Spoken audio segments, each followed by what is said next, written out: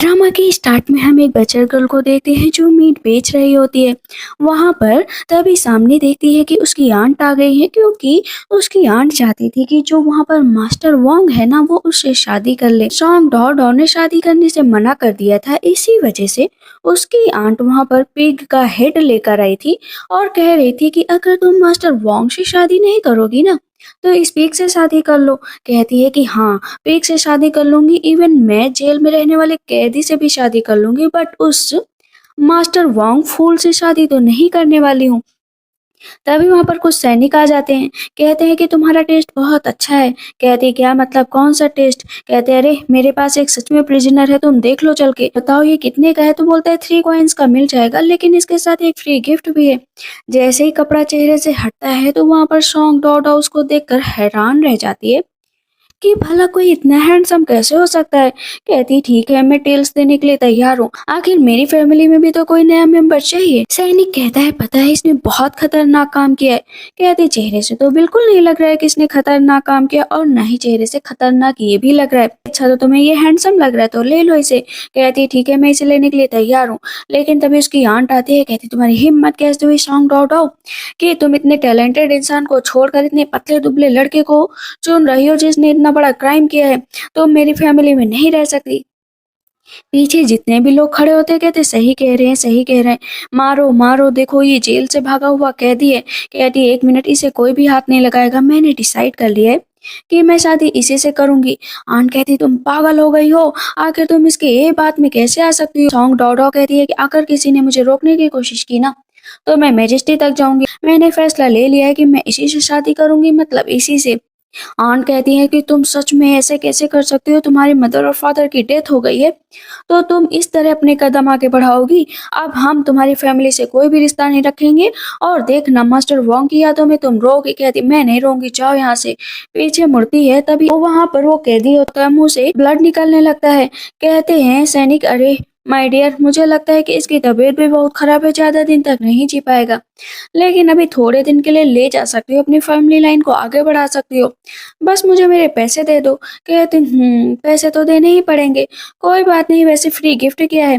कहते free gift ये लड़की है, साथ में ले जाओ, वैसे ये भी तुम्हारे घर का सारा काम करेगी। पर हंजो बोलता है कि देखो मैं मर जाऊंगा, लेकिन तुम्हारे से शादी भी नहीं करूंगा और ना ही तुमसे बच्चा करूंगा, क्योंकि फोर्सफुली लव कभी भी स्वीट नहीं हो सकता। कहती हो तो तुम्हें बड़ा पता है कि स्वीट क्या होता है, पहले टेस्ट तो करो, फिर पता चलेगा कि कैसे कैसे ट्विस्ट आते हैं।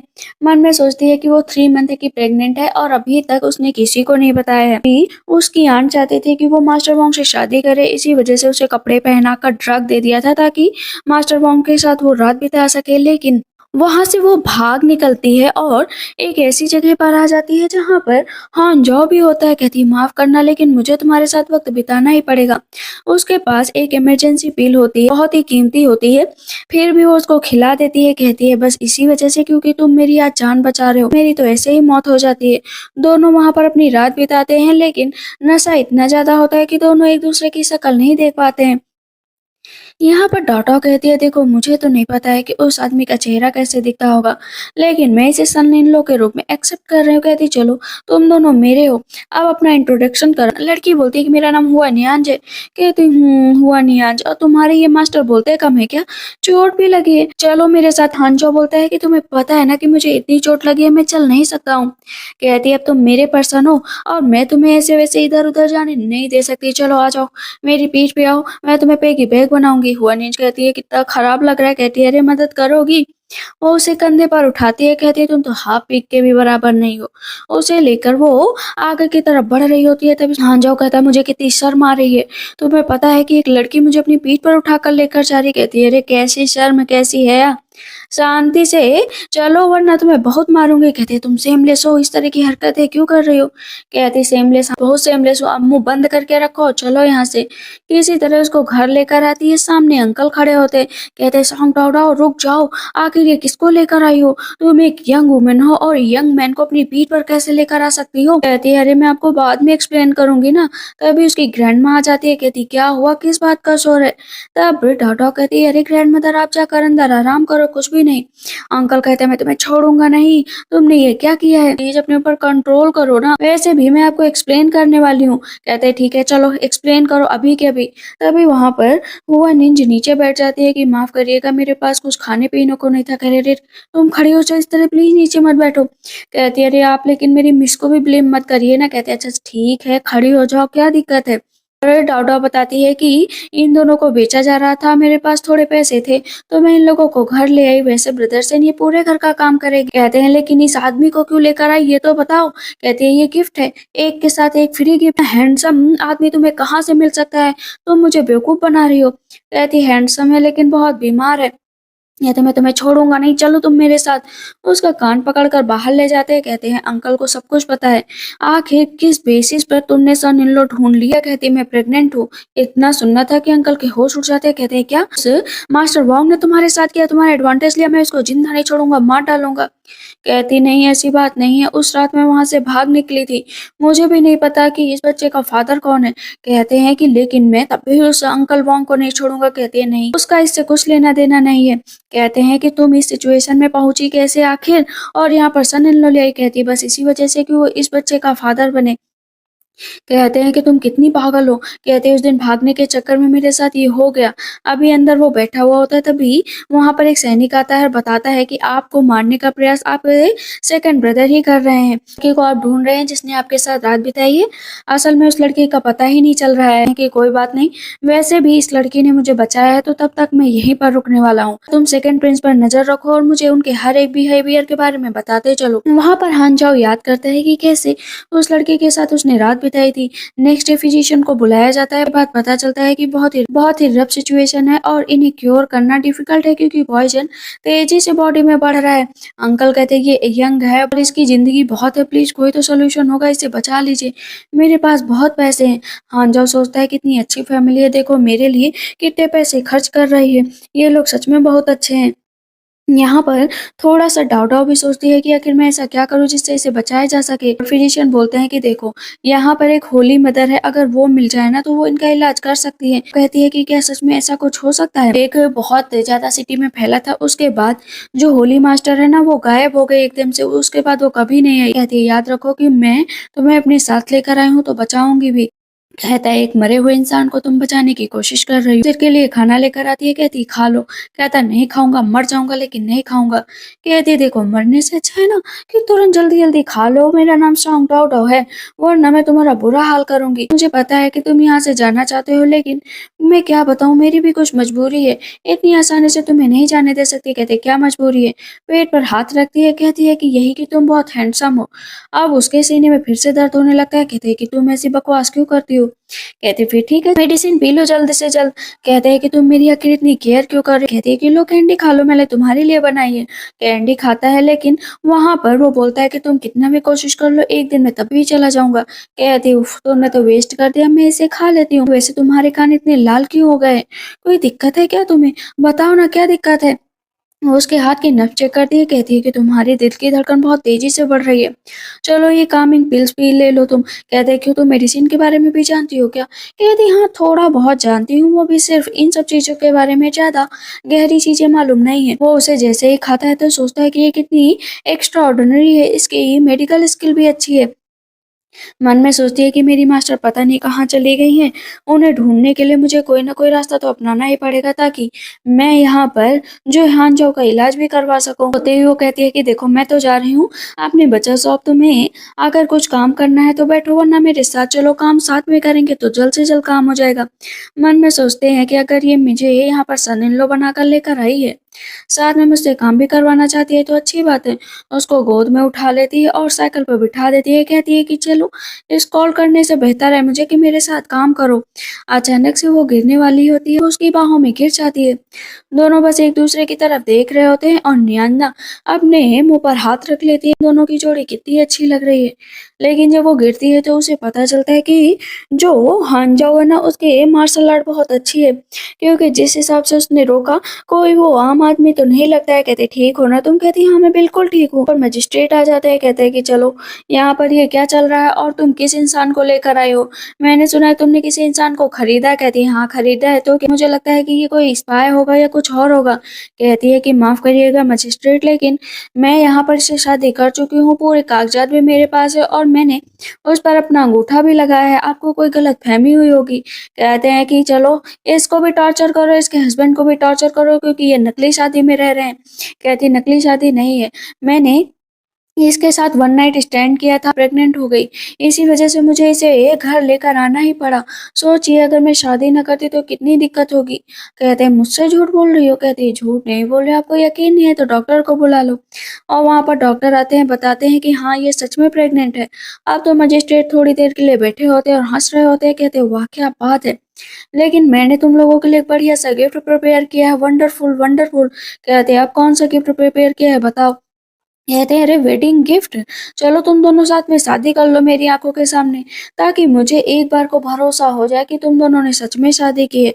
और ये कैपिटल के लिए भी अच्छा है कि कोई यहाँ पर सिंगल ना रहने पाए, वरना मैं तुम्हें खुद लेकर जाऊंगा। कहती है कोई जबरदस्ती? कहते हैं हाँ है। दोनों अंदर कपड़े पहन रहे होते हैं तो इस पर हांजाओ बोलता है कि याद रखो कि मैं तुम्हें अपनी वाइफ कभी भी एक्सेप्ट नहीं करूंगा। कहती मैं भी तुम्हें कभी अपना हस्बैंड एक्सेप्ट नहीं करूंगी। जिस दिन मेरा काम खत्म हो जाएगा मैं तुम्हें यहाँ से जाने के लिए कह दूंगी। तभी पता चलता है कि उसके पीछे की डोरी तो मिल ही नहीं रही। कहती है कि एक तो हाथ पर चोट लगी है, मेरा हाथ पीछे भी नहीं जा रहा। कहते ठीक है तुम थोड़ा सा पीछे हटो, मैं डोरी खोल दूंगा। वो धीरे धीरे से उसके पास जाते हैं और उसकी डोरी खोल देते हैं। दोनों की दिल की धड़कनें बहुत तेजी से बढ़ रही होती हैं। एक दूसरे को देखते हैं तो बस थोड़ी देर के लिए शांत हो जाते हैं। मन में सोचते हैं इतना हैंडसम है, मेरा तो इससे दूर जाने का मन ही नहीं कर रहा है। फिर एक दूसरे को देखते कहती थैंक यू सो मच, ये अच्छा हुआ मेरे बच्चे को चोट नहीं लगी। हांजाओ को समझ में आता है कि ये सिर्फ सारा काम अपने बच्चे के लिए कर रही थी, इतना दिखावा इतना पैसे खर्च, मतलब बहुत बड़ी धोखेबाज है। कहते कब प्रेग्नेंट हुई तुम मुझे बताओगी, और इस बच्चे का फादर कौन है? कहती मुझे नहीं पता है इस बच्चे का फादर कौन है, इसी वजह से मैं चाहती हूँ कि जब ये बच्चा हो तो कोई ये ना कहे कि बिन फादर का बच्चा पैदा हो गया। बस एक बार बच्चा पैदा हो जाए तो मेरी जो मर्जी करे तुम कर सकते हो, तुम दूसरी शादी कर लो, जो करना है करो। कहते हैं लेकिन मैं इस बच्चे का फादर क्यों बनूं आखिर? कहते हैं क्योंकि तुम मेरे साथ रह रहे हो, मैंने तुम्हें खरीदा है। और प्लीज मुझे इस तरह ब्लेम मत करो, शादी भी हो जाने दो, लेकिन शादी तो कभी भी टूट सकती है। दोनों वहां पर जाते हैं तो इस पर मजिस्ट्रेट कहते हैं चलो सन इन लो, लिव इन सन इन लो, चलो एक दूसरे को जल्द से जल्द ग्रीट करो। तब यहाँ पर हांजाओ कहता है ज्यादा आगे बढ़ने की कोशिश मत करो, वरना मैं तुम्हारी औकात दिखा दूंगा एक दिन। कहते ओह चुप बैठो वरना तुम्हारी जुबान खींच लूंगा, प्रिजनर कहीं के, जल्द से जल्द अपना काम पूरा करो वरना मुझसे बुरा कोई नहीं होगा। मुझे पता है कि तुम लोग एक धोखे की शादी में रह रहे हो, इसी वजह से यहाँ पर नाटक कर रहे हो। कहते नहीं ऐसी बात नहीं, सच में आपको गलत फहमी हुई है। इस पर हंजो बोलता है कि क्या ऐसे ही प्रूफ हो जाएगा कि हम दोनों की शादी हुई? यहाँ पर पैसे लेने के लिए सब कुछ कर रहे हो ना। तब तक वहां पर दूसरा आदमी आता है, कहता है कि शादी की तैयारियां शुरू करनी चाहिए। ग्रैंड माँ को भी बुलाया जाता है। पहला वो हेवन अर्थ अपने पेरेंट्स को करो, और तीसरा ना आमने सामने करवा कर कहा जाता है कि एक दूसरे को किस करो, लेकिन वो दोनों ही किस करने से मना कर देते हैं। बहुत ही ज्यादा मजिस्ट्रेट गुस्सा हो जाते हैं तो डाव डाव कहती है चिंता मत करो किस भी हो जाएगा। उसको पकड़ती है, जबरदस्ती को किस कर लेती है। जैसे वो किस करती है कहते हैं आप सेटिस्फाइड हो ना, तो मजिस्ट्रेट खुद से हंसने लगते हैं। कहते हैं तुमने तो मेरा सारा प्लान ही खराब कर दिया। कोई बात नहीं, मैं दोबारा फिर आऊंगा। याद रखो कि अगर तुम दोनों ने डाइवोर्स लिया ना तो मुझसे बुरा कोई नहीं होगा। वैसे मैंने सुना है तुम्हारे मदर और फादर नहीं है, तो मैं उनसे भी तो थोड़ा सा ब्लेसिंग चाहिए ना। देखो मैं तुम्हारे मदर और फादर को ले आया हूँ। पता चलता है कि वहां पर पीक आता है और उसके सामने उन दोनों को ग्रीट करने को कहा जाता है। इस पर हांजो बहुत तेज से गुस्सा करता है।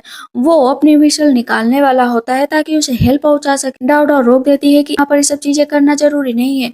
हांजो कहता है क्या ह्यूमिलेट होगी? कहती है वैसे भी मेरे पेरेंट्स इस दुनिया से जा चुके हैं, मुझे कोई फर्क नहीं पड़ता है कि मेरे सामने कौन है, मैं बस अभी यहाँ से निकलना चाहती हूँ, कोई भी मुसीबत नहीं चाहती हूँ। वो क्या करती है अपना सर झुकाने से पहले तो जो है पिग के ऊपर ना एक छोटी सी ईंट उठाकर फेंक कर मारती है, तो जो पिग होता है ना वो इधर उधर भागने लगता है और मजिस्ट्रेट को ही जाकर मार देता है। मजिस्ट्रेट नीचे जाकर गिरते हैं, उनके सर पर चोट भी लग जाती है। कहती देखा देखा कर्मा यही है, जो किसी को बुली करेगा तुरंत ही उसके साथ यही होना चाहिए। मन में यहाँ पर हांजो पहली बार सोचता है कि सच में ये तो एक्स्ट्रा ऑर्डिनरी औरत है। स्ट्रेट को उठाकर तुरंत ले जाया जाता है और जो दूसरा आदमी होता है कहता है कि आपको बुलाया गया, इसी वजह से थोड़ी देर के लिए मेरे साथ चलना पड़ेगा। हांजो कहता है कि तुम जाओ घर पर आराम करो, वैसे तुमने रिवेंज अच्छी तरीके से लिया। कहती है हाँ, मदर फादर थे नहीं बचपन से, इसी वजह से मैंने ये सब चीजें सीख ली। वैसे मैं स्टूपिड नहीं हूँ, तुम भी तो कुछ करने ही वाले थे ना। वहाँ पर हांजो बेहोश हो जाता है। ने अपना ब्लड निकाला था। कहती ये क्या किया आपने, बताओ ना। कहते हैं मैंने कहा ना यहाँ से जाओ। कहती है नहीं जाऊंगी। कहते हैं मैंने कहा जाओ। कहती है नहीं जाऊंगी मतलब नहीं जाऊंगी, बताओ तुम्हें क्या हुआ है। वो उसको जबरदस्ती किस करने लगता है और उसके लिप्स कट जाता है ना, तो उसका हल्का सा ब्लड उसके मुंह के अंदर चला जाता है। जैसे ही जाता है तो पता चलता है कि उसका ब्लड सर का दर्द दूर कर रहा था। कहते आखिर तुम हो कौन, उसको फिर से किस करने के लिए जाता तो वो एक पिंचर कर देती। कहती मुझे माफ करना, लेकिन मैं ये काम सिर्फ एनिमल्स पर करती थी, आज तुम्हारे ऊपर करना पड़ रहा है। कहते हैं कि हाँ बस थोड़ा सा सब्र करो, सही से हो जाएगा, सब हो जाएगा। बाहर उसके अंकल और नियांज दोनों सुन रहे होते हैं। अंकल को बहुत गुस्सा आ रहा होता है कि आखिर ये दोनों कर क्या रहे हैं। डाउडा सोचो कितनी बेरहम है, इतनी तबीयत खराब है लेकिन उसके साथ अपना रोमांस कर रही है। वो दरवाजा खोलती है। कहती है आप दोनों लोग यहाँ पर क्या कर रहे थे। बस हम लोग आराम कर रहे थे। कहती है आराम यहाँ पर। अंकल कहते हैं डाउडा तुम भला उस लड़के के साथ ये क्यों कर रही हो, अभी बेचारे की हालत इतनी अच्छी भी नहीं है, प्रेग्नेंट भी हो। कहती है आप लोग क्या सोच रहे हैं, मैं बस उसकी इलनेस दूर कर रही थी, उसके सर में दर्द हो रहा था। कहते हैं लेकिन मुझे नहीं पता है, बाहर आवाजें आ रही थी इस तरह की। कहती है आप पागल हो गए अंकल, ऐसा कुछ भी नहीं था। कहते हैं और मुझे ये भी पता है कि तुमने वहां पर उस मजिस्ट्रेट के साथ क्या किया। हंसने लगती। कहती देखा मैंने ऐसा काम किया, आपको मजा नहीं आया। कहते अभी भी तुम हंस रही हो, पता है कितनी बड़ी मुसीबत आने वाली है, कल वो लोग यहाँ पर आएंगे, सारे घर को तोड़ फोड़ करेंगे। कहती आने दो, तब का तब देखेंगे। तभी ग्रैंडमा आ जाती है। कहती बताओ बच्चा कैसा है वो। कहती है कि ग्रैंडमा आप चिंता मत करो, वो बहुत अच्छा है। ग्रैंडमा कहती है मुझे तुम दोनों की जोड़ी बहुत अच्छी लग रही है, उसका ख्याल रखना। अंकल कहते हैं कि मदर आप ना इसके पक्ष ज्यादा ही ले रही है, ये हाथ से निकलती जा रही है। कहती हाथ से नहीं निकलती जा रही है, बहुत अच्छी बच्ची है मेरी, फाइनली इसकी शादी हो गई। मैं तो चाहती हूँ कि बस ये खुश रहे। कहती ग्रैंडमा मैं बहुत खुश रहूंगी और आपका और सबका ख्याल भी रखूंगी। वैसे भी कल मैं कंट्री साइड जाऊंगी, जहाँ से कुछ चीजें भी खरीद कर लाऊंगी। कहती है ठीक है, मेरी तरफ से ये कड़ा अपने पास रख लो। वो कड़ा जो है सिल्वर का होता है। कहती है ये मेरी तरफ से तुम्हारे लिए शादी का गिफ्ट है। कहती ग्रैंड मदर मुझे नहीं चाहिए। कहती है रख लो ना बेटा, प्लीज रख लो। मैं जानती हूँ कि तुम हमेशा ही हम लोगों की केयर करते हो, ये बस एक गिफ्ट है। इधर हम हांजाओ को देखते हैं, जो मन में सोचता है कि कितनी भी डाउटनिंग है लेकिन खराब पर्सन नहीं है, अच्छी है, स्माइल कर रहा होता है। नेक्स्ट डे हम देखते हैं कि सबको पता चलता है कि वही जो प्रिजनर है ना, अब उस घर में आराम से रह रहा है। सब कहते हैं कि इसके घर को गिरा देना चाहिए, इसका घर बहुत ही बेकार है। दरवाजा खोलती कहती क्या बात है, आखिर तुम लोग यहाँ पर क्यों खड़े हो, कौन सा र्यूमर फैला है। पता चलता है कि मजिस्ट्रेट को बहुत बुरी तरीके से मारा गया है, वो भी जो अंदर आदमी है और इस डाउ डाउ ने मिलकर मारा है। तुम लोगों की इतनी हिम्मत कैसे हो गई, एक थिएटर को घर में रखा है। तुम लोगों को लगता है कि तुम लोग बहुत अच्छा काम कर रहे हो, बट एक दिन उसे यहाँ से बाहर निकाल कर ले जाया जाएगा। प्रेग्नेंट हूँ, याद रखो कि अब तुम लोग कुछ भी नहीं कह सकते। तभी वहां पर जो है नियाज आ जाती है। कहती है लेडीज एंड जेंटलमैन, आप लोग को पता है जो भी अंदर हैं वो मेरे मास्टर और हाई रैंकिंग ऑफिशियल हैं, कैपिटल के मिस हैं, वो कंकोबाइन है। अगर इसी तरह तुम लोग हमारे सन इन लोग को परेशान करते रहे तो पता है आप सबको सजा दी जाएगी। बेहतर होगा कि गॉसिप ना करो, डिसरिस्पेक्ट भी मत करो। वेल्दी फैमिली के डिसरिस्पेक्ट करने का मतलब जानती हो। सब वहां से भाग जाते हैं। फिर से जा रही होती है हंजाओ के पास, तो अंकल आते हैं। कहते देखो अब फिर से वही काम सब मत करना। कहती है अंकल आप भी ना किस तरह का बिहेव करे, भला मैं अंदर जाकर क्या करूंगी। कहते हैं हाँ मुझे पता है तुम दोनों की अभी भी शादी हुई है और तुम्हारा हस्बैंड है, लेकिन अपने ऊपर थोड़ा सब्र करो, काबू करो, जब तक उसकी हेल्थ अच्छी नहीं हो जाती। कहती है अरे आप भी ना अंकल। इधर हम देखते हैं। कहती ये लो, मैं तुम्हें टच नहीं करूंगी, याद रखो ये मेडिसिन पी लो। जैसे वो मेडिसिन पीता है तो कहता है कि ये कड़वी है। कहती हाँ कड़वी है, मैं एक औरत हूँ, तुम एक आदमी हो, जल्द से जल्द सही हो जाओ ताकि अपने काम से लग जाओ, मैं तुम्हारे पीछे ज्यादा टाइम वेस्ट नहीं कर सकती।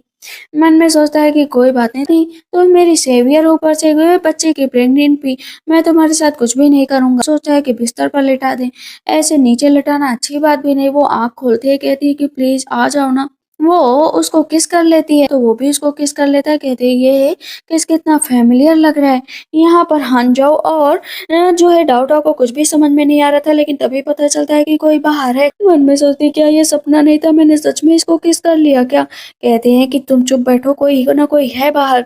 वो आदमी आते हैं उन लोगों पर अटैक करने के लिए। हान जाओ की फैमिली की तरफ से उसके भाई ने भेजा था कि जाकर मार कर आओ, लेकिन उन दोनों का मकसद वहां पर आकर बदल जाता है कि सबसे पहले उस बचर गर्ल मीन से सॉन्ग डाउ डाउ का लुत्फ उठाएंगे। से भी हान जाओ तो इतना चोटिल है कि वो हम लोगों को कुछ कर ही नहीं पाएगा, पर उन दोनों को बहुत गुस्सा आता है कि इनको जिंदा नहीं छोड़ेंगे।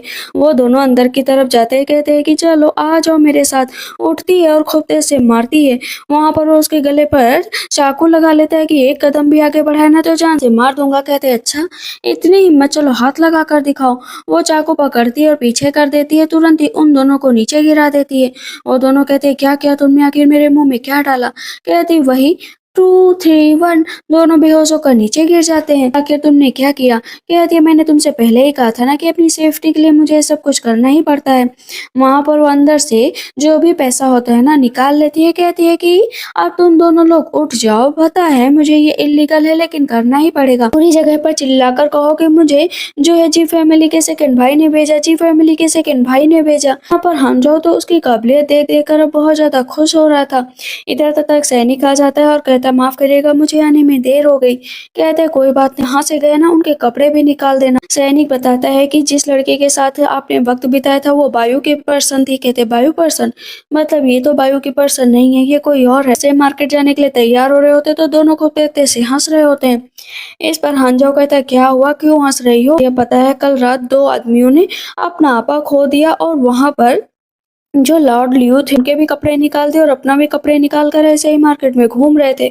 सब लोग उन पर खूब हंस रहे हैं। कहते अच्छा यही होना चाहिए था उसके साथ, बहुत ही बदतमीज है। मन में सोचती मैंने तो सिर्फ कहा था ऐसे ही घूमने को पागलों की तरह, ये कपड़े किसने निकला दिए। कहती है कि चलो अच्छा ही है। तब तक वहां पर एक लड़का आता है, कहता है कि चलो ना, वहां पर आंट ने बहुत ज्यादा तहलका मचा दिया है, सारी चीजें यहाँ की चुरा चुरा कर लेकर जा रही है, आपकी शॉप की भी सारी चीजें चुरा ले गई। कहती है कि आज तो आंट का खात्मा मैं करके ही रहूंगी। हांजो बोलता है कि तुम्हें इस तरह वहां पर नहीं जाना चाहिए। कहती है मैं चाहूंगी, आखिर मेरी चीजों को छूने की हिम्मत कैसे हुई। क्या करती है, इधर आंट बैठी होती है। कहती है ए बुढ़िया जितना भी सामान है वो मेरा दे दो। कहती है नहीं एक भी सामान नहीं दूंगी। अंकल एक एक चीज उठाने लगते हैं कि ये मेरा है मेरा है। कहती है नहीं ये सब मेरा है, तुम बहुत ही बेकार हो, आखिर तुम ऐसा क्यों कर रही हो। बाहर के सब लोग कहते हैं कि ये लड़की सच में पागल हो गई है, किसी भी चीज का फायदा उठा रही है। बेचारी वो बुढ़ी हो गई तो उनका सारा सामान लेकर जा रही। कहती है वो शेमलेस कहीं कि मैं तुम्हें मारूंगी।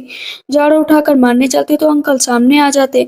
तब तक हम देखते हैं कि मास्टर वोंग भी वहां जाते हैं। कहते हैं किसकी इतनी हिम्मत कि यहाँ पर इतना बेकार काम कर रहा है। कहते हैं कि पता है इस लड़की से आपकी शादी होने वाली थी लेकिन इसने तब भी सारा काम बेकार कर दिया, यहाँ पर शांति से रहने ही नहीं दे रही। कहती है ओ बुढ़े तुम जरा शांत बैठो। कहते हैं अब तुम मुझसे ऐसे बात करोगी मैं तुम्हें जेल में पहुंचा दूंगा, तुम्हें पता नहीं है मैं कौन हूँ। आंट कहती हाँ सही में तुम्हें नहीं पता है कौन हूँ, जेल तक पहुंचा सकती है। तब अंकल कहते हैं कि मैं तुम लोगों से क्वेश्चन करना चाहता हूँ, आखिर सॉन्ग डाउ डाउ ने तुम लोगों का क्या बिगाड़ा है जो उनकी चीजें चुरा रहे हो। कहते हैं कि यहाँ पर किसी ने चीजें नहीं चुराई, ये सब चीजें जो है इस औरत की हैं, ये जानबूझकर यहाँ पर इल्जाम लगा रही है। कहती हाँ हाँ ये सब चीजें मेरी है, मैं खुद इतनी कैपेबल हूँ कि खरीद सकती हूँ, लेकिन मेरे पास प्रूफ है। कहती कौन सा प्रूफ। पता चलता है कि जब भी वो कोई बर्तन खरीदती थे तो पीछे अपने हाथ से कार्विंग कर दिया करती थी ताकि पता चल सके कि वो उसका बर्तन है। कहती है कि इससे क्या साबित होता है। कहती हर एक बर्तन पर मेरा निशान है। अभी तक जितने लोग ना आंट की तारीफ कर रहे थे सब कहते हैं सच में ये बुढ़िया तो बहुत ही शेमलेस इडियट है जो उसका सामान चुरा कर अपना बता रही है। कहती है अब मैं अथॉरिटीज के पास जाऊंगी ताकि आंट को सजा मिल सके और अपॉलॉजी के रूप में मुझे पैसे भी चाहिए। कहती है कि ड्रीम देखना बंद करो, मैं तुम्हें कोई पैसे नहीं दूंगी, सबसे बताऊंगी कि तुमने एक प्रिजनर से शादी की, बहुत ही खतरनाक आदमी है। कहती है कि क्या बताओगे, मेरे पास गवर्नमेंट की तरफ से शादी का सर्टिफिकेट भी है, अगर अब तुमने अफवाह फैलाई ना तो तुम्हें इसकी भी सजा मिलेगी। वहाँ पर आंट मारने चलती है तो पीछे से हान जाओ उसके ऊपर अटैक करता है। मास्टर वोंग उसको देखते हैं तो उन्हें पता चल जाता है कि इसके कपड़े देखकर इसकी बॉडी देखकर लग रहा है कि ये कोई सिंपल इंसान नहीं है, इससे बहस करना सही नहीं रहेगा। नियांज बोलती है कि जिस तरह तुम लोग यहाँ पर नाटक कर रहे हो तुम लोगों को जिंदा नहीं छोड़ा जाएगा। तुरंत ही मास्टर वोंग अपनी बातों से पलट जाते हैं कि माफ करिएगा माफ करिएगा। मैं बस ये थोड़ा-सा इनकी बातों में आ गया था, इनकी बेटी से शादी जो की है, आखिर मेरा थोड़ा बहुत फर्ज बनता है। वहाँ से आंट चली जाती हैं। नेक्स्ट डे सॉन्ग डॉ लेकर जाती है हानजाओ को अपनी दोस्त के पास। कहती है, जूनियर सिस्टर ये कौन है? कहती है कि मैं इसको यहाँ पर लेकर आई हूँ इलाज कराने के लिए। तब हानजाओ बोलता है कि तुम दोनों एक-दूसरे को जानती हो क्या? कहते हैं, हाँ, हम दोनों सेम स्कूल में पढ़े हैं तो जानते नहीं होंगे क्या? मन में सोचती मैं एक्सपोज़ नहीं होनी चाहिए कि मैं बायो की पीपल हूँ। पर वो कहती बताओ ना, सॉन्ग डॉ ये कौन है? कहती है, ये मेरा हस्बैंड है। कहती है, हस्बैंड? शादी कर ली मास्टर को भी ना बताए? कहती है कि मैं बस अपने हस्बैंड को क्योर करना चाहती हूँ, प्लीज सीनियर सिस्टर मदद कर दीजिए। हाथ चेक करती है, नर्व चेक करते है। कहती है, देखो ये बहुत ही स्ट्रेंज बीमारी है और इंटरनल इंजरीज भी बढ़ गई हैं, इसी वजह से इसे बचाना नामुमकिन है। महीने बाद ही इसकी डेथ हो जाएगी। कहती कोई ना कोई तो रास्ता होगा। अब यहाँ पर हानजाओ को याद आता है कि जिस लड़की के साथ रात बिताई थी वो बायो की पीपल थी। बताओ तुम आखिर बायो की पीपल हो? बायो की पीपल हो तो क्या दिक्कत है? कपड़े कुछ बदले हुए लग रहे हैं। कहती है, मैं ऐसी हूँ, मैं हमेशा से ऐसे ही कपड़े पहनती हूँ और कैपिटल में लोगों का इलाज करने के लिए रहती हूँ। उसकी दोस्त कहती है, बताओ सॉन्ग डॉ कि तुमने वो पिल क्या की? कहती वो पिल तो मैंने अपने हस्बैंड को खिला दी। का इलाज कर रही होती है बार बार एक्यूपेंचर से। कहती किसी भी तरीके से इसको ठीक कर दो ना। इसको ठीक कर सकते हो लेकिन सिर्फ 70% चांसेस है, उसके बाद 30% चांसेस में शायद ये कभी अपने पैरों से चल ही ना पाए। तुम इसको डाइवोर्स दे दो तो ज़्यादा अच्छा है। कहती है, नहीं, हम दोनों साथ में सोते हैं, साथ में उठते हैं, साथ में बैठते हैं, साथ में खाते हैं, भला मैं इसको डाइवोर्स कैसे दे सकती हूँ? ये किसी भी हालत में रहे, मैं इसे कभी भी नहीं छोड़ूंगी। सीनियर सिस्टर कहती, सिली गर्ल, तुम कितनी ज्यादा बेवकूफ हो, ऐसे लड़के से शादी कर रही हो जिसके अंदर पॉइजन फैला हुआ है। कहते, कौन सा पॉइजन? पता चलता है सोल ड्राइविंग पाउडर उसकी बॉडी में फैल चुका है। ये पॉइजन उसे बहुत पहले से दिया जा रहा है और एक स्लो पॉइजन की तरह बॉडी में बढ़ता रहता है। जान जाता है कि ये उसके भाई का काम है। कहते, क्या हुआ? बताओ ना तुम्हें क्या हुआ? वो बार बार अपना हाथ की मुट्ठी बंद कर लेता है। कहता है, मैं छोड़ूंगा नहीं अपने भाई को। कहता है, मरना मेरी किस्मत में है, इस वजह से ज्यादा ध्यान मत दो। तब वहाँ पर सीनियर सिस्टर कहती है, देखो कितना शांत है, पता है मरने वाला है लेकिन तब भी शांति से बैठा है। वो सॉन्ग डॉ होती है, नजर पड़ती है कि उसके हस्बैंड के कपड़े कितने गंदे हो चुके हैं, उसे एक नया कपड़ा तो उसके लिए बनवाना ही चाहिए। कहती है कि चलो तुम आराम कर लो, चल क्यों आज फिर सोने का इरादा है क्या? मुझे तुम्हें टच करने का कोई इरादा नहीं, वैसे बस मैं अपने बच्चे को बड़ा करना चाहती हूँ। बस एक बार उसका जन्म हो जाए ना, उसके बाद तुम अपने रास्ते में अपने रास्ते। कहते, ठीक है कोई बात नहीं। तब तक वहाँ पर मेडिसिन आ जाती है। कहती, देखो मुझे पता है कि जिस दिन तुम मुझे छोड़ोगे ना, मैं तुम्हें खूब पैसे दूंगी और तुम अमीरों वाली जिंदगी जीना। फिर हुआ नींद जाती है। कहती है कि खाने के लिए पैसे नहीं, आप दे देंगी? उसके पास सिर्फ 2 टेल्स होते हैं। वो किसी तरह निकालती है और देती है। कहती है कि लो अभी के लिए इसमें से जो भी मिले खरीद लाओ। तब इस पर हानजाओ कहता, हाँ तुम्हारे पास तो बहुत पैसे थे ना? कहती, ये मत बोलो पैसे नहीं थे, मैं बचत गर्ल हूँ और बहुत ही ज्यादा उसपे पैसे मिलते हैं। कहते, हाँ मुझे पता है, लेकिन तुम्हारा इलाज करवाऊंगी। अचानक से उसे वोमिटिंग जैसा लगने लगता है। कहते, चलो चलो जल्द से जल्दी से फिजिशियन को बुलाओ, इलाज करवाओ। कहते, नहीं मैं ठीक हूँ, शायद बच्चे की वजह से ऐसा हो रहा है। यहाँ पर नियंज भी समझाती है और कहती, मेरा कुछ मीठा खाने का मन नहीं कर रहा, मेरा खट्टा खाने का मन कर रहा है, प्लीज कोई तो ले आओ। कहते, ठीक है कल मार्केट जाऊंगा लेकर आऊंगा। और उसके लिए तरह तरह की चीजें लेकर आता है। कहते हैं कि तुम मेरी इतनी केयर क्यों कर रहे हो? मैं तुमने तो बहुत हार्ड वर्क किया है। कहते हैं, हाँ तुमने मेरी जान बचाई तो इतना करना बनता ही है। नियान जाती है। कहती है, मास्टर आप आज कुछ बदले हुए लग रहे। कहते हैं, क्या बदला हुआ लग रहा हूँ? कहती है, मैं आपकी इतने सालों से केयर कर रही हूँ लेकिन आज पहली बार मैंने मिस डाउ के लिए आपकी फीलिंग देखी। आप कहीं उनसे प्यार तो नहीं करने लगे? कहते हैं, पागल हो क्या? वो एक बच्चे की प्रेग्नेंट है, इस वजह से मैं उसकी केयर कर रहा था। कहते हैं, हाँ सही कहा। अच्छा वहाँ पर बहुत अच्छा अच्छा खाना रखा होता है, स्ट्रॉबेरी वगैरह रखी होती है। कहती है, तुमने कहाँ से खरीदी? पता है ये इतनी महंगी है कि जो यहाँ के बड़े बड़े लोग हैं वो भी नहीं खरीद पाते, उनके लिए पहले से ही बोलना पड़ता है। आखिर तुम ये पैसे कहाँ से लाए? कहते हैं कि बस ले। तो इस पर नियान बोलती है कि मैं गई थी, रास्ते में कुछ पैसे बड़े ये मिले थे ना तो मैंने उससे खरीद लिया। कहती, वाह ये तो बहुत अच्छा है, बस ये सोच रहे थे कि किसी तरह मेरे बच्चे को कमजोर नहीं होना चाहिए। सोंगडो कहती है, मुझे पैसों का इंतजाम तो करना ही है ताकि अच्छा खाना खा सकूं। कहते हैं, क्या करोगे? कहती है, 1 मिनट अभी आती हूँ। इधर हम देखते हैं कि हानजाओ अपनी जगह पर से खड़ा हो जाता है। कहता है, वीक लोगों पर हमेशा ही अत्याचार होता है, चलो देखते हैं कि सॉन्ग डॉ की हेल्प कैसे करनी है। आंट बैठी होती है अंकल के साथ। कहती है कि वो उस लड़की ने दिमाग खराब करके रख दिया है। तभी वो दरवाजा खोलती है। कहती है कि क्या करने आई हो अब यहाँ पर? हमारा और तुम्हारा रिश्ता हमेशा के लिए खत्म हो चुका है। रिश्ता खत्म नहीं हुआ है। कहती है, तो फिर क्या चाहिए तुम्हें? कहती है, मेरे मदर और फादर के सारे पैसे लौटाओ। कहती है, पैसे? देखो देखो गाँव वालों ये क्या कर रही है, मेरा पैसा छीनने आई है। कहती, पैसा नहीं अपने हक का पैसे लो, यही दिया था तुम्हारे मदर और फादर ने, इससे ज्यादा कुछ नहीं दिया था। कहती है, मैं लेकर रहूंगी। वहाँ से अपने मदर और फादर का टेबलेट उठा लेती है। आंट को तेज से रोने लगती है कि बताओ मेरे घर के बच्चे को लेकर जा रही हो, वही तो एक जरिया था जिससे मैं उसको याद कर सकती थी। कहती है नहीं नहीं आंट, आपको इसकी कोई जरूरत नहीं, वो मेरे मदर और फादर है तो मैं उनका टेबलेट लेकर जा रही हूँ। टेबलेट के नीचे ही पैसे लगे होते हैं। कहती है ये पैसे भी मेरे फादर के हैं। आंट कहती है रुक जाओ, ये पैसे नहीं ले जा सकती। थोड़े पैसे ले लेती है और बाकी गांव वालों से कहती है तुम लोग उठा लो। वहां पर सब उठा लेते हैं। आंट बस चिल्लाती रह जाती है। हांजो बोलता है कि तुम लड़ाई झगड़ा करके फिर से आ गई। कहती है कि हाँ आ गई, आखिर मेमोरियल टेबलेट है, तुम्हें पता है ना कि इसके साथ क्या करना चाहिए। कहती है इतना नहीं पता है। कहते चलो फिर ठीक है, मैं तुम्हें बताता हूँ। ये टेबलेट सामने रखो, यहाँ पर कुछ खाने की चीजें रखो, एसेंशियल सारा इंतजाम किया जाता है एक एक करके। उसके बाद वो ग्रीट करने के लिए जाता है। कहती है अरे तुम्हें चोट लगी। कहते हैं कि नहीं करना पड़ेगा। वहां पर दोनों ग्रीट करते हैं कि देखो ना मदर और फादर, मैंने शादी कर ली, अब मैं तुम्हें इससे अच्छा खाना पीना तो खिला सकती हूँ, लेकिन कि पहले मुझे अपने बच्चे का देखना पड़ेगा। हांजो बोलता है कि तुम्हें पता है इसका फादर कौन है। कहती मैंने कहा ना नहीं पता है। उसके दिमाग में एक ही चीज घूम रही होती है कि उसके लिए कपड़े बनवाने हैं। अब वो कपड़े की नाप कैसे ले उसे पता नहीं चल रहा था, तो जानबूझकर उसके सामने गिर जाती, हाथ का नाप लेती, फिर ऊपर रखने जाती है तो फिर देखती है कि कितनी हाइट तक कपड़े लगेंगे। सोने के लिए जाती तो उसके ऊपर गिर जाती है, इंचेस नाप रही होती है। कहते कर क्या रहे हो, आज तुम्हारा बिहेवियर एकदम अलग है। कहती हाँ अलग तो है। उसके कंधे दबाने लगती है और वहां पर फिर से सोचने लगती है, एक एक चीज को गिनने लगती है। पर हांजो के दिल के धड़कनें बढ़ जाती है। कहते हैं कि क्या कर रही हो। तुरंत ही पिलो उठा लेता है कि मुझसे दूर रहो। कहती कोई बात नहीं, मैं तो सोने जा रही हूँ, तुम भी सो जाओ। शॉप पर जाती है। कहती है नियाज तुम भी अपने लिए कपड़े बना लो। कहती है नहीं नहीं मैं तुम्हारे पुराने कपड़े पहन सकती हूँ, आप बस अपने लिए नए बनवा लीजिए। कहती है नहीं तुम मेरी दोस्त हो, नौकर नहीं, तुम्हारे लिए भी सेम कपड़े ही बनेंगे। और कहती है मुझे एक आदमी के लिए भी कपड़े बनाने हैं। तभी हम देखते हैं कि उसकी कजिन आ जाती है। कहती कोनो बचत गर्ल के अंदर से कितनी बदबू आ रही, पैसे है नहीं लेकिन देखो कपड़े खरीदने आई है। पर वो लड़की बोलती है कि किसी की बेइज्जती नहीं कर सकती। कहती है ये बेइज्जती करने ही लायक है। वो कपड़े देख रही होती है तो सौंगडा उस लेडी से कहती है मैं तुम्हारा फायदा करवा सकती हूँ, बस तुम मेरा साथ दो। कहती कैसे। कहती बस तुम इन सब चीजों का ज्यादा दाम बताओ, उसके बाद मैं देख लूंगी। इस पर सौंगडा कहती है तुम यहाँ पर क्या मुझे बेइज्जत करने आए हो, मेरे पास पैसे नहीं। मेरे पास पैसे हैं। वो एक कपड़ा देखती कहती मुझे ये चाहिए, तो वो कहती नहीं मुझे ये चाहिए। जो जो सौंगडा पसंद करती वो उसकी कजन को पसंद आता, वो ढेर लगा देती है। कहती है मुझे ये सब कपड़े चाहिए और इसमें से सौंगडा को एक भी नहीं मिलना चाहिए। यहाँ पर सौंगडो मनी मन हंस रही होती है, वो लेडी भी हंस रही होती है कि कितनी बेवकूफ है। और कजन बोलती है इसकी बताओ कितने का हुआ। जैसे वो बताती है कि 50 टेल्स। कहती 50 टेल्स इतना महंगा।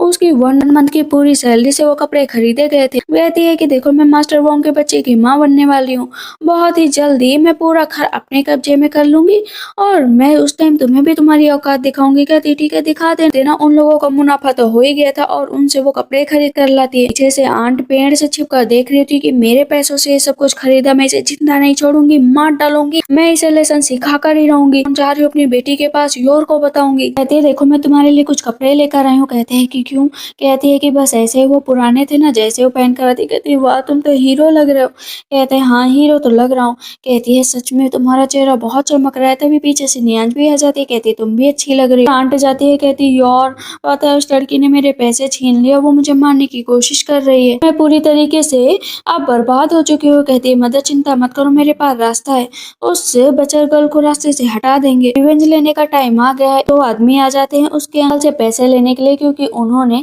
गैम्बलिंग में वो सारे पैसे गवा दिए थे। तभी पीछे से उसकी कजिन भी आ जाती है। कहती है कि देखो सिर्फ 20 टेल्स ही तो देने हैं, 1 मंथ के अंदर दे दो वरना ये शॉप मेरी हो जाएगी। कहती क्या बकवास कर रही हो। कहती हाँ हमारे सामने ऑप्शन रख रहे हो कि मास्टर वॉक महीने के लिए उन्हें सर्व करो, लौटा दोगी। कहती है ठीक है मैं लौटा दूंगी। वहां पर वो कागज पर अपना अंगूठा भी लगा देती है। अंकल कहते हैं ये मेरी प्रॉब्लम है तुम्हारी नहीं। कहती अंकल आपकी प्रॉब्लम मत थी, मेरी प्रॉब्लम। वापस आकर वो बैठी होती है। जब वो सारी बात बताती है ना तो हंजो को बहुत गुस्सा आता है। कहता है कि चलो कुछ नया काम करते हैं और ऐसा कोई रास्ता ढूंढते हैं जिससे पैसे भी कमा सके। कहती हाँ सही कहा कि तुम नई नई डिश बनाने की कोशिश करो। यहाँ जाकर बताती है कि मैं मीट खरीदने गई थी लेकिन वहां पर सबने मुझे बहुत बेइज्जत किया, ये कहकर कि एक प्रिजनर के घर में रहती है और उस प्रिजनर से इसकी मिस ने शादी की है। कहती कोई बात नहीं, हम लोग ऐसे भी काम कर सकते हैं, हमारे पास बहुत सारे रास्ते हैं। कहते लेकिन इतनी जल्दी 20 टेल्स कैसे इकट्ठा करोगी। वो वहां से उठता है, बाहर की तरफ निकलता है, सैनिक से कहता है जाओ इंतजाम करो। खाना बनाती है। कहती है आइए ना आप लोग खाकर देखिए। कहते हैं ये क्या नई चीज है। कहती है एक बार आप लोग टेस्ट तो करिए, शायद अच्छा हो। सब पहले नहीं खा रहे होते हैं लेकिन वहां पर जो है हंजाओ खाता है, कहता है सच में ये तो बहुत अच्छा है, कहती प्लीज आप लोग एक बार खाकर तो देखिए। अब वहां पर वो सबको कन्विंस करती है, एक एक बाउल ना सबको बस फ्री में देती है, जैसे ही सब लोग खाते कहते हो और दो। एक ही दिन में उसकी इतनी बिक्री हो जाती है। रात में वो पैसों को इकट्ठा करती है। हंजाओ कहता है तुम खुश तो हो ना, कहती हाँ मुझे तो 20 टेल्स चाहिए थे लेकिन यहाँ पर 30 टेल्स हो गए, कहते चलो फिर सो जाओ। कहते सोने की क्या जरूरत है, साथ में थोड़ा बातें तो कर सकते हैं ना, वैसे भी मेरा चिट चैट करने का मन है। कहते कौन सा चिट-चैट? कहती हैंडसम इतने हो कि तुम्हें देखे बिना मेरा दिन ही नहीं कटता। वो उसके चेस्ट को छूने लगती है, कहती है तुम मेरे खरीदे हुए हस्बैंड हो, इतना तो कर ही सकती हो तुम्हारे साथ। वो मार्केट में हब्स खरीद रही होती है, तभी वहां पर उसकी मास्टर बैठी होती है। कहती है मास्टर आप कहाँ गायब हो गई थी? कहती मैं सबके सामने ऐसे नहीं आ सकती हूँ, आखिर हम दोनों का एक खास रिश्ता है। कहती है कि मास्टर मैंने एक पर्सन से शादी की लेकिन उसकी तबीयत बहुत ज्यादा खराब है, आप क्या इसका इलाज कर सकती हैं? कहती है ठीक है उसको लेकर आओ। इधर वापस आती है, कहती है कि तुम्हें मेरे साथ चलना पड़ेगा, एक स्ट्रांग लेडी मिली है जो तुम्हारा इलाज कर सकती है। उसको तरह-तरह के कपड़े पहनाती है ताकि वो अजीब तरीके से लगे और मास्टर उसका इलाज कर दे। चेहरे पर व्हील लगाकर आ जाता है, कहती चलो अपना हाथ दिखाओ, उसकी नब्ज चेक करती जाओ तुम अंदर, कुछ पानी लेकर आओ, तब तक मैं इससे बात कर रही हूँ। तुरंत ही उसके चेहरे से व्हील हटा देती है, कहती तुम, मुझे तो पहले ही पता चल गया था कि तुम ही हो। पता है तुम्हारी वजह से बायो के पीपल को कितनी तकलीफ हुई, तुमने वहां पर प्लेग फैलाया, तुम्हारी वजह से सब कुछ हुआ था ना। तुम्हें लगता है कि तुम अंडरग्राउंड हो जाओगे तो बच जाओगे, मैं तुम्हें जान से मार दूंगी। तभी पीछे से सौंगडाव आ जाती है, कहती है कि मास्टर ये मेरे हस्बैंड है, प्लीज ऐसा मत करिए। कहती है कि तुम्हें पता नहीं है कितना खतरनाक इंसान है। हांझाओ कहता है कि मैंने किसी के साथ ऐसा नहीं किया, मेरे साथ भी ये खेल खेला गया था, वो सारा काम मेरे भाई ने किया था लेकिन इल्जाम मेरे ऊपर आया, तो मैं डर नहीं लगता है कि मैं तुम्हें जान से मार दूं। मास्टर आपको जो सही लगे वो कर सकती हैं। रात में वो स्वीट पोटैटो भूनती है, कहती है कि खा लो। वहां पर वो कहता है कि मैं तुम्हें अपने बारे में सब कुछ बताना चाहता हूँ, मैं अच्छी फैमिली का वारिस हूँ, मेरा एक भाई है जो मुझसे हमेशा ही बदला लेना चाहता था, इसी वजह से उसने ये सब कुछ किया। कहती है कि अच्छा तो ये बात है, कोई बात नहीं तुम मेरे पास रहो ना, मैं तुम्हारा इलाज करूंगी, तुम्हें अपने भाई के पास जाने की जरूरत ही नहीं। कहती हाँ सही कहा। नेक्स्ट टाइम देखते हैं मास्टर वोंग आ जाते हैं, कहते पता है तुमने 20 टेल्स इकट्ठा करने को उस लड़की को कहा था, इतनी जल्दी वो यहाँ पर आएगी और जो है मुझे बदनाम करेगी। कहती है अरे मास्टर वोंग आप चिंता मत करो, वो सर्व आपको जरूर करेगी। कहते हैं हाँ तुमसे खूबसूरत भी है, तुमसे अच्छी महक भी उसके अंदर आती है। तो फिर से आती है मार्केट से, तब यहाँ पर कुछ लोग और भी आते हैं। कहती है कि चलो तुम लोग सामान खरीद लो। कहते हैं अब तुम्हें कुछ काम करने की जरूरत नहीं है, ज्यादा मेहनत भी मत करो। कहती करना पड़ेगा। और उसकी कजन आ जाती है, कहती क्या हुआ सिस्टर पैसे इकट्ठा कर ले? कहती हाँ बिल्कुल कर लिए। दुखी हो रही होती है कि आखिर इस बदतमीज लड़की ने इतने पैसे इकट्ठा कैसे कर लिए, और ये कौन सी डिश बना रही है जो इतनी तेजी से बिक रही है, अगर मुझे इसकी रेसिपी मिल जाए ना तो मैं इसके बिजनेस को पीछे छोड़ सकती हूँ। वहाँ पर जानबूझकर डाव डाव कहती है कि देखो ना मान जाओ ये डिश की लिस्ट है, मैंने यहाँ पर रख दी है। और तुरंत ही उसकी कजन वो लिस्ट चुरा कर भाग जाती है। नेक्स्ट डे वही डिश बना कर लाती है, कहती है मेरी डिश ना इससे भी अच्छी है, आओ आओ तुम लोग खाओ। अब जितने भी लोग होते हैं ना जैसे वो डिश खाते हैं सबको वोमिटिंग होने लगती है। कहती है कैसे हो सकता है, वो दोनों तो खूब देर से हंस रहे होते हैं। कहती है मैंने तो एकदम सही डिश बनाई थी। सॉन्ग डाउ तुमने ये सब कुछ किया ना? कहती क्यों, चोरी करने तो तुम आई थी, मुझे तो पहले से ही पता था कि तुम यही करने आओगी। वो नीचे गिर जाती है, उसका ब्लड भी निकलने लगता है। कहती मेरा बच्चा। हम देखते हैं कि प्रिंसेस वहां पर आ जाती है, कहती है मैंने आपको कितना ढूंढा, पता है मैंने 3 दिन खाना भी नहीं खाया। उन दोनों को इतना पास में देख कर ना सॉन्गडो को बहुत जलन फील होता है, वो वहां से चली आती है। आप चिंता मत करो, उन दोनों के बीच ऐसा कुछ भी नहीं है जैसा आप सोच रहे। कहती है नहीं ऐसा ही है, आखिर उन दोनों के बीच इतना प्यार है, मैं तो कहीं अलग की हूँ। तभी मास्टर आ जाती है, कहती क्या हुआ मुझे बताओगी, अगर तुम कहो तो मैं उसका इलाज नहीं करूंगी। कहती नहीं नहीं आप प्लीज ऐसा मत करिए, उसका इलाज करिए। रात में वो सोने के लिए आती है तो वो अपना उसको नीचे बैठा देती है कि चलो अब हम दोनों अलग अलग रहेंगे, तुम्हारी तो बढ़िया सी प्रिंसेस आ गई है ना, तुम उन्हीं के साथ रात बिताओ। कहते हैं कि तुम ज्यादा सोच रही हो, ऐसा कुछ नहीं है। कहती मुझे जो दिखाई देता है मैं वही सोचती हूँ, मैंने तुमसे शादी की है तो तुम ही मेरे पास रहोगी। अब दोनों साथ में लेट जाते हैं। जितने भी मुर्गे वगैरह थे ना उनमें किसी तरीके का प्लेग फैल चुका है, इसी वजह से अब वो डिश नहीं बना पाएगी। कहती है कि अब मैं क्या करूं। वो जाती है चेक करने के लिए, कहती है बताओ हम क्या करें, मेरा तो बिजनेस ही खराब हो गया। पीछे से तब तक उसकी कजन आती है और आंट कहती है कि सारे मुर्गों को मार देना चाहिए, यही अच्छा होगा। लेकिन अगर सोचो, मेरे मुर्गों को प्लेग हुआ तो गांव के जो मुर्गे हैं उनको भी तो प्लेग हो गया होगा, वो भी बेचारे मरने की हालत पर होंगे। कहते हैं हाँ हाँ, हम सब भी अपने अपने मार देते हैं। अब तो आंट बहुत ज्यादा डर जाती है कि मैंने झूठी अफवाह फैला दी और ये क्या हो गया। कहते हैं कि सीनियर सिस्टर कहती है कि ये बताओ, तुम तो प्लेग से इन्फेक्टेड नहीं हुई ना। कहती है नहीं, मैं नहीं हुई हूँ। कहती है कि तो दूर हो जाओ, नहीं तो तुम्हें सच में बीमारी हो जाएगी। कहती है ऐसी बात नहीं है, वहां पर जानबूझकर किसी ने सब कुछ किया है।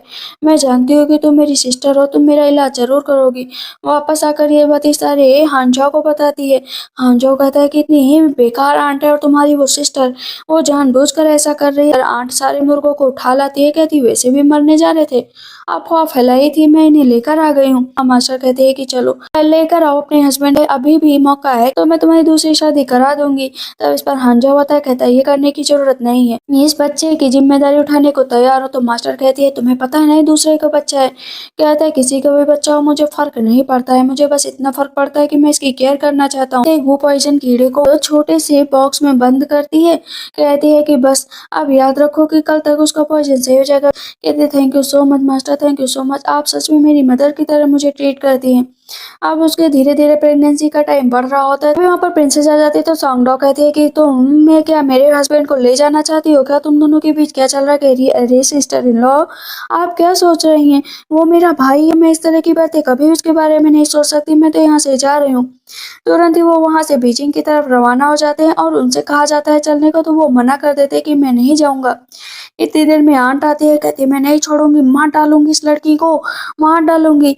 यहाँ पर हांझाओ कहता है कि तुमने ये अच्छा नहीं किया, इसको भी ले जाकर जेल में डाल दो, अंदर की तरफ चलो। और उसकी वो खूब ज्यादा केयर कर रहा होता है। धीरे धीरे वक्त आगे की तरफ बढ़ रहा होता है, उसका 9th मंथ भी आ जाता है। कहती thank you so much, thank you so much कि तुमने मेरी इतनी केयर की। लेकिन तभी उसकी कजिन आ जाती है कि तुम्हारी हिम्मत कैसे हुई मेरी माँ को जेल भेजने की। इन्हें तेज से मारती हुई वो नीचे गिर जाती है। कहती है लगता है डिलीवरी का टाइम आ गया है। नियंज कहती है आप बाहर रुकिए। बाहर वो कह रही होती है कि आप ना उस लड़की के चक्कर में पड़े हैं, वो लड़की बहुत ही बेकार है। हांजा उसको थप्पड़ मार देता है कि तुम्हारी हिम्मत कैसे हुई उसके बारे में ऐसी बात करने की। कहती है क्योंकि उसके पेट में जो बच्चा है वो किसी और का है, मास्टर इसके चक्कर में नहीं पड़ना चाहिए। पता चलता है उसको जुड़वा बच्चे हुए, एक लड़का और एक लड़की, कि आप अभी भी ध्यान दीजिए कि आपके बच्चे नहीं है। वहां पर बर्थ मार्क होता है दोनों बच्चों के हाथ पर। सैनिक भी आकर बताता है साथ रात बिताई थी, वो कोई और नहीं है, बचर गर्ल है। अब उस पर वो कहती है इम्पॉसिबल है, ऐसा हो ही नहीं सकता, ऐसा हो ही नहीं सकता। यहाँ पर उसको जबरदस्ती पकड़ कर ले जाया जाता है। सैनिक कहता है चलो तुम्हें भी जेल में डालना पड़ेगा। इधर बाहर से हांजाओ कहता है कि सुन रही हो सॉन्गडाओ, उस रात जिसने तुम्हारे साथ रात बिताई थी वो मैं ही था। कि हाँ मैंने सुन लिया। वो जाते है, कहती है कि थैंक यू सो मच, तुम ही थे, अब तो हम लोगों की फैमिली पूरी हो गई, हमेशा हम लोग साथ में रहेंगे। कहते हैं कि हाँ सही कहा, साथ में रहेंगे। और इसी के साथ इस ड्रामा की एंडिंग होती है। तो आप लोग को ये ड्रामा कैसा लगा मुझे कमेंट सेक्शन में जरूर बताइएगा। तो तक के लिए बाय बाय, टेक केयर।